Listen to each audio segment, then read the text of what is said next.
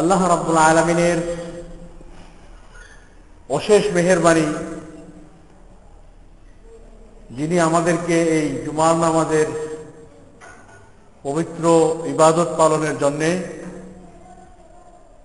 এই মসজিদে আসার তৌফিক দান করেছেন। সবাই বলি আলহামদুলিল্লাহ।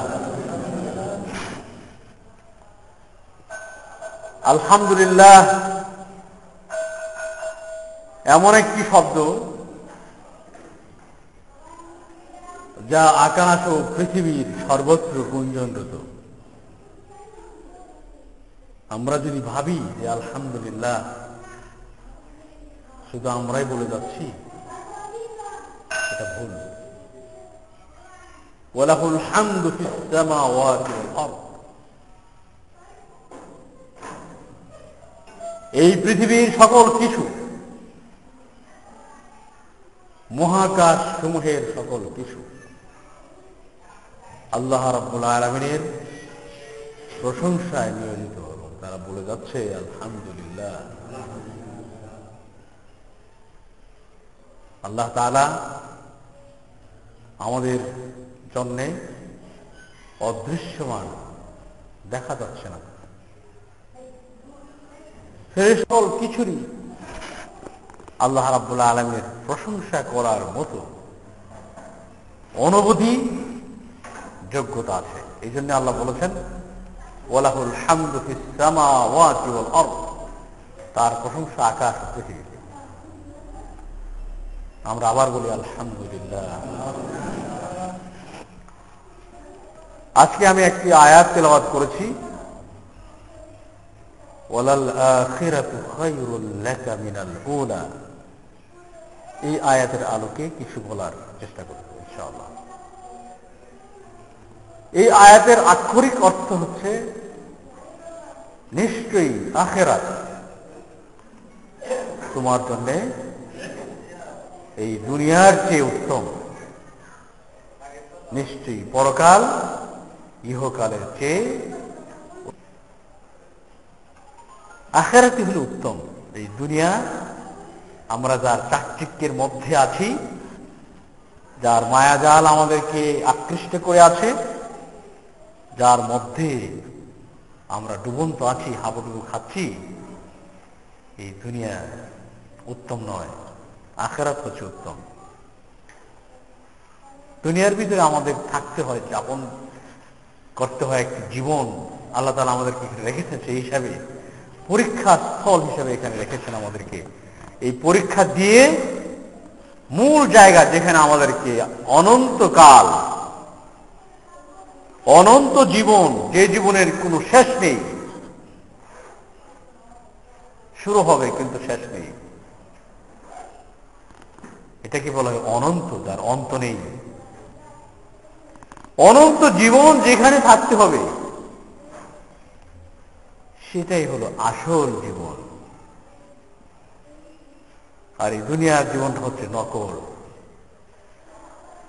রাসূল কারীম সাল্লাল্লাহু আলাইহি ওয়াসাল্লাম বলেছেন, কুন ফিদ দুনিয়া কাআন্নাকা আবির সাবিল। দুনিয়াতে এমন ভাবে থাকো যেমন নাকি তুমি মুসাফির, কারণ তুমি, এটা তোমার গন্তব্যস্থল নয়। গন্তব্যস্থল হচ্ছে পরকাল, সেখানে যেতে হবে। সেটাই হচ্ছে আমার আপনার সবার আবাসস্থল, সেখানেই থাকবো। এটা থাকার জায়গা নয়। এখানে কিছু কাজ করার জন্য আল্লাহ তাআলা আমাদেরকে পাঠিয়েছেন, পরীক্ষা নেওয়ার জন্য, সুনির্দিষ্ট সময়ের জন্য। তবে এই সুনির্দিষ্ট সময়ের মধ্যে আপনাকে আমাকে যেহেতু জীবন যাপন করতে হবে, বেঁচে থাকতে হবে, সেই হিসেবে আমাদের বেঁচে থাকার উপকরণ হিসেবে আমাদেরকে রিজিক দিয়েছেন, আলো বাতাস দিয়েছেন, ঘর বাড়ি দিয়েছেন। আমাদের এই পৃথিবীর জীবনটা যাপনের জন্য যা কিছু প্রয়োজন তা আমাদেরকে তিনি দিয়েছেন।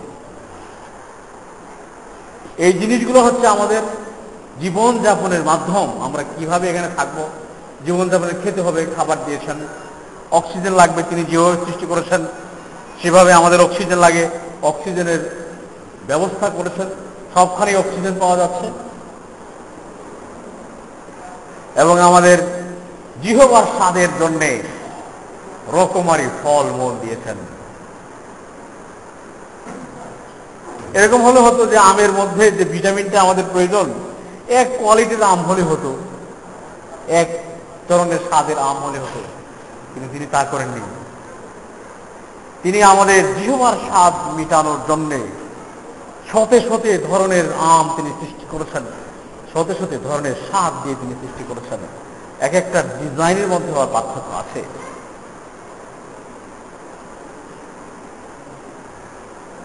বৃক্ষলতা যা থেকে আমরা অক্সিজেন পাই, অক্সিজেন বাতাস, অক্সিজেন পাই, এই বৃক্ষলতা তৃণ জগৎ তিনি ইচ্ছা করলে সৃষ্টি করতে পারতেন একই কোয়ালিটির পাতাগুলো, গাছের পাতা একই কোয়ালিটির হবে। এত লক্ষ লক্ষ ধরনের কোয়ালিটি ডিজাইনের পাতা হওয়ার কি প্রয়োজন? যদি অক্সিজেন সরবরাহ করাই উদ্দেশ্য হয়ে থাকে, তাহলে এই গোল অথবা লম্বা টাইপের সকল বৃক্ষের পাতা একরকম হবে, তা হয়নি। আল্লাহ তাআলা আমাদের জিহ্বা যত রকমের স্বাদ হতে পারে, আমাদের যত ইচ্ছা হতে পারে জিহ্বার স্বাদ মেটানোর, সকল ইচ্ছা পূরণের জন্য সকল ধরনের ফলমূল তিনি দিয়েছেন। এবং আমাদের দৃষ্টির জন্য, দৃষ্টি জোরানোর জন্য নানা ডিজাইনের পাতা গাছ সৃষ্টি করেছেন। তাসরুল আয়ুন, যা দেখে মানুষের দৃষ্টি জোড়াবে, যা খেয়ে মানুষ তার স্বাদ নানা ধরনের তৃপ্তি মিটাবে। যা কিছু মানুষ চায়, মানুষ প্রত্যাশা করতে পারে, সবই তিনি দিয়েছেন এই পৃথিবীতে।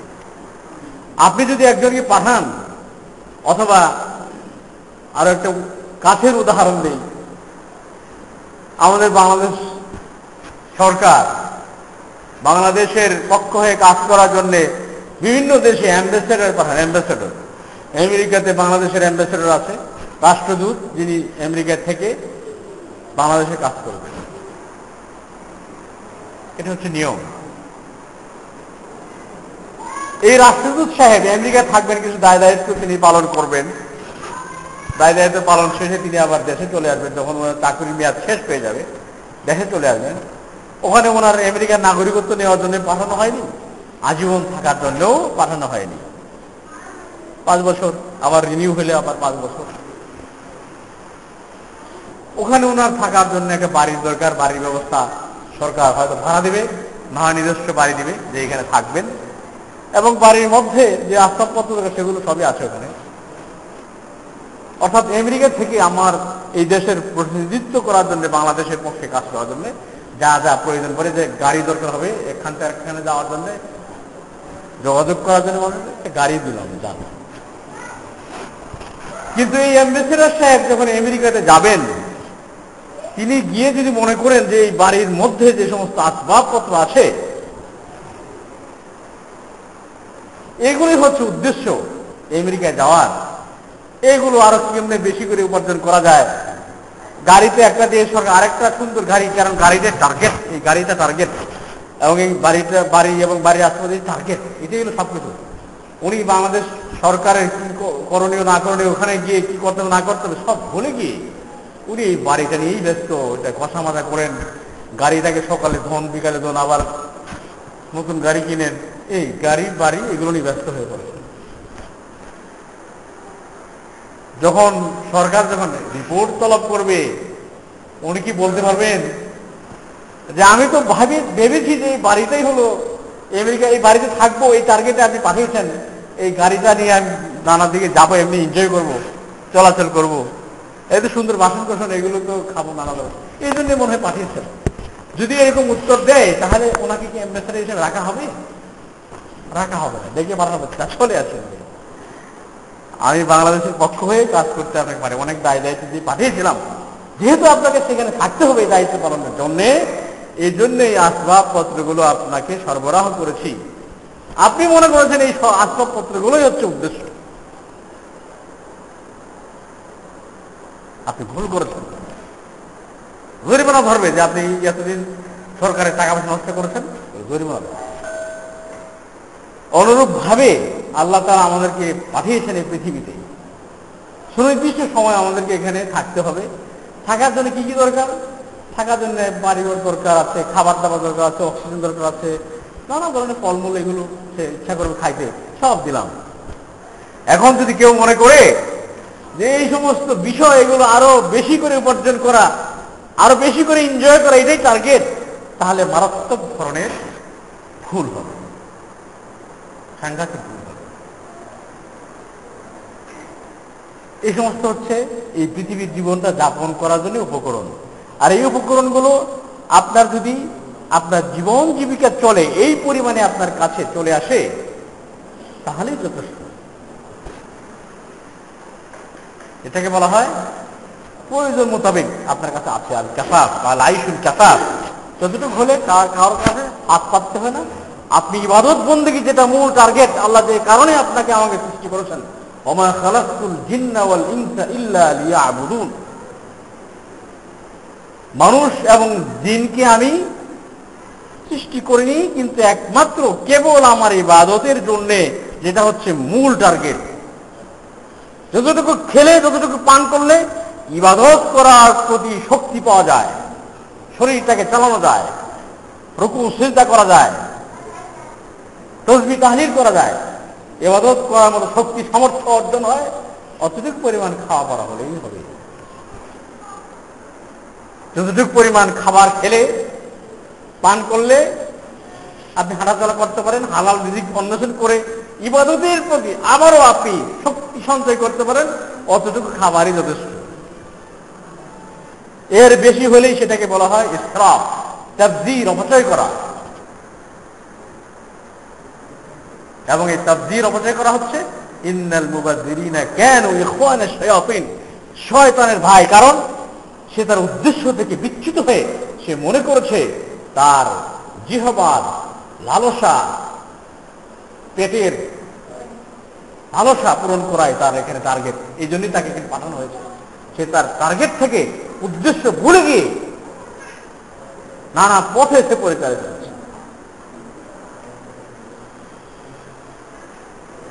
আল্লাহ রাব্বুল আলামিন আমাদেরকে পৃথিবীর সমস্ত, আল্লাহ তাআলা এক জায়গায় বলেছেন, আমি তাদেরকে এমন এক জান্নাতে প্রবেশ করাবো যে জান্নাতের পরিচিতি আমি তাদেরকে দিয়েছিলাম, আর রাফা'a লাহুম, যেটার পরিচিতি আমি তাদের সামনে তুলে ধরেছিলাম। পরিচিতি তুলে ধরা এর দুটি ভাব রয়েছে। একটি হচ্ছে যে তিনি বয়ান করেছেন যে এই জান্নাতে এরকম এরকম এরকম এরকম, আরেকটি হচ্ছে জান্নাতের স্বর্গীয় জীবনের এই সামান্য কিছু ঝলক দিয়েছেন, এখানে ঝলক দিয়েছেন। যদিও পরকালে এবং জান্নাতের যে জীবন, সেই জীবনের সাথে এই জীবনের কোনো মিল নেই।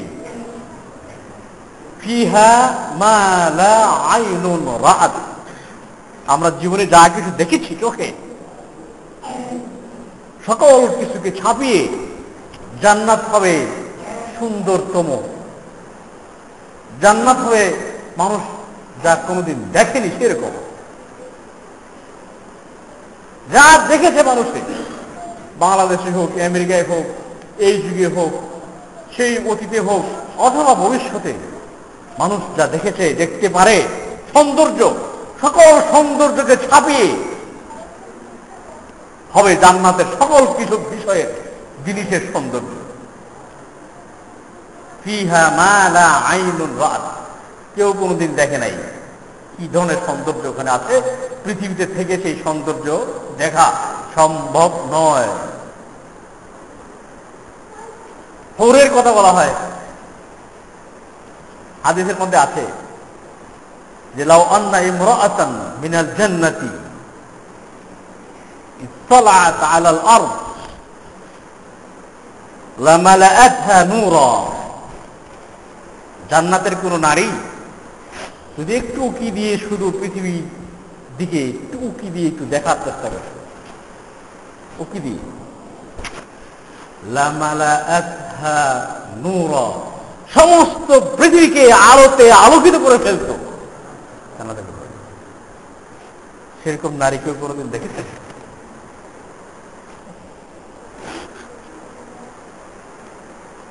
ওয়ালামালাআতহা রিহা, এবং সুগন্ধিতে সমগ্র পৃথিবীকে ভরে ফেলত। কোনো তুলনা হয় না, দেখেও নাই কোনোদিন, এই পৃথিবী থেকে দেখা সম্ভব নয়। এটা, এই পৃথিবী হচ্ছে অপূর্ণতার পৃথিবী। এখানে সকল কিছুই আছে, কিন্তু অপূর্ণ আকারে আছে, এবং পূর্ণ বিষয়টাকে পাওয়ার জন্য মানুষের মধ্যে একটা কঠিন জজ্বা বাসনা দিয়ে দেওয়া হয়েছে। ফুলফিলমেন্ট, পূর্ণাঙ্গতার অনুসন্ধান। মানুষ পূর্ণাঙ্গতার অনুসন্ধান করে যাচ্ছে, পূর্ণাঙ্গতাকে পাচ্ছে না, কোথাও পাচ্ছে না। পূর্ণাঙ্গ মানুষ নেই। আপনি অফিসে নিয়োগ দিবেন, আপনার মন মতো, আপনি একটু বড় বস, আপনার মন মতো কাউকে পাচ্ছেন না। হয়তো দু একজন আছে, কিন্তু লোক পাওয়া যাচ্ছে না। সকল বিষয় এই পৃথিবীর অপূর্ণ রাখা হয়েছে, যাতে পূর্ণতা, পূর্ণাঙ্গতার আকাঙ্ক্ষা মানুষকে পরকালের দিকে আরো বেশি করে ধাবিত করে। ওয়ালাল আখিরাতু খায়রুল লাকা মিনাল উলা, কারণ সেটা হচ্ছে উত্তম এবং পূর্ণাঙ্গ জীবন। এখানে সকাল হয়, সন্ধ্যা হয়, রাত্রি আসে, আবার রাত্রি চলে যায়, দিন আসে। কখনো আপনার প্রচন্ড গরম থাকে, আজকে একটু গরম লাগছে, কখনো প্রচন্ড শীত, কখনো মাঝামাঝি শীত। মৌসুমের চেঞ্জ, পরিবর্তন আসে, যার কারণে আমাদের মাঝে মাঝে অসুবিধা হয়। প্রচন্ড শীত হলে গরম কাপড় নিতে, আবার অনেকে ঠান্ডা লাগে, এজমা হয়ে যায়, ঠান্ডায় ভুগতে থাকে। গরমেরও অনেক রোগাদারি আছে, অনেক অসুখ বিসুখ হয়ে যায়। গরম অনেকে সহ্য করতে পারে না। পরকালটা হবে, আল্লাহ তাআলা বলেছেন, নাতিশীতোষ্ণ, মানুষের জন্য প্রিয় আবহাওয়া থাকবে, মানুষের জন্য প্রিয়, যেটা আপনি সত্যিকার অর্থে আপনাকে অত্যন্ত বেশি পছন্দ করেন। সেই ধরনের আবহাওয়া এই পৃথিবীতে নেই, তবে সেটার বর্ণনা আল্লাহ তাআলা কিছু দিয়েছেন। আল্লাহ বলেছেন যে সেখানে আমরা কোনো লা ইয়ারাউনা ফিহা শামসান ওয়ালা জামহারিরা, আকাশে আখেরাতে কিন্তু সূর্য থাকবে না। আপনারা এটা জানেন হয়তো। পরকালের জীবন যখন শুরু হবে, কিয়ামতের ময়দানে সূর্য থাকবে। কিয়ামতের ময়দানটা হিসাব নিকাশের সময়, কিন্তু এরপরে লা ইয়ারাউনা ফিহা শামসান ওয়ালা জামহারিরা, কখনো সূর্য দেখবেন না। এমন এক সুন্দর আলো থাকবে সেখানে সূর্য ছাড়াই। কারণ সূর্যের মধ্যে অনেক, যেহেতু পৃথিবীর জন্য সৃষ্টি করা হয়েছে, এই সূর্যের অনেক নেগেটিভ সাইড আছে। সূর্য কোন এলাকাকে অত্যন্ত তপ্ত করে রাখে। আমি নিজে দেখেছি আফ্রিকার সাহারা মরুভূমি, সুবহানাল্লাহ। আবহাওয়া আমাদের বাংলাদেশে তো অনেক ভালো, ওখানে আবহাওয়া বাতাস আসে, যেমন আপনার শরীর পুড়ে যাবে, চেহারা টেহারা সব কাপড় দিয়ে ঢেকে রাখতে হয়। কোথাও সে পুড়ে দিচ্ছে, আবার কোথাও সে পানি, সাগর সবগুলোকে বরফ বানিয়ে রেখেছে। শীত, আপনি এখানে লন্ডনে যান, বড় দেখবেন এত মোটা জামা গায়ে দিতে হয়, এমনকি লন্ডন শহরে। ইউরোপের অনেক দেশ আছে সারা বছর বরফ পড়তেছে। কোথাও সে শীত করে রেখেছে, কোথাও সে প্রচন্ড গরম করে রেখেছে, আর কোথাও মাঝামাঝি যাদের ভাগ্য ভালো, আমাদের বাংলাদেশের ভাগ্য ভালো, তবে এখানে আবহাওয়াতে আর্দ্রতা আছে, ঘাম বের হয়। অনেক জায়গায় আছে ঘাম বের হয় না। তো সব জায়গাতে কোনো না কোনো সমস্যা আছেই, কারণ সূর্যটা হচ্ছে অপূর্ণ। এটাই পৃথিবীর জন্য তৈরি করা হয়েছে, এবং এই অপূর্ণতা হচ্ছে, অপূর্ণতার অনেক অনেক হিকমত আছে।